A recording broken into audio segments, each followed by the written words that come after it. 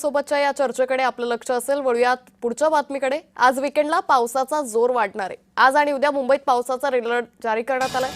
मुंबईसह ठाणे, पालघर आणि रायगडलाही red alert जारी केलेला आहे। समुद्रकिनारी जाणं टाळा, प्रशासनानं हे आवाहन केलंय।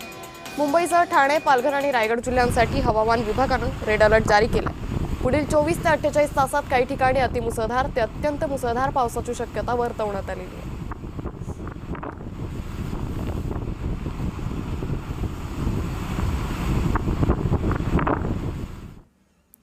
ठाणे, पालघर जिल्ह्यात मुसळधार पावसाचा इशारा देण्यात आलाय। जिल्हा प्रशासनाकडून शाळांना सुट्टी जाहीर केलेली आहे। कल्याण डोंबिवलीतील शाळांनाही सुट्टी जाहीर करण्यात आलेली आहे। त्यामुळे ठाणे, पालघर जिल्ह्यांना मुसळधार पावसाचा इशारा हा देण्यात आलेला आहे।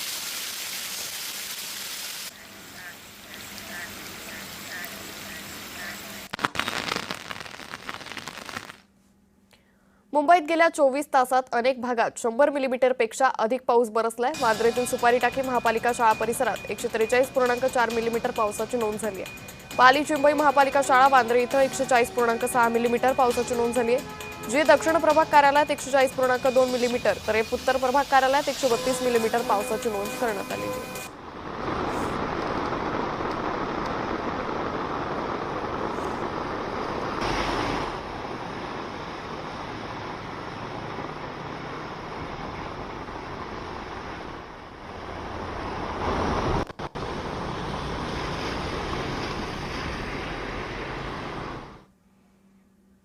रायगड आणि रत्नागिरीला पावसाचा रेड अलर्ट देण्यात आलेला आहे। आज अतिमुसळधार पावसाचा अंदाज वर्तवलेला आहे। नदी नाल्यांना पूर, अनेक भागात पाणी साचल्याचंही पाहायला मिळतंय।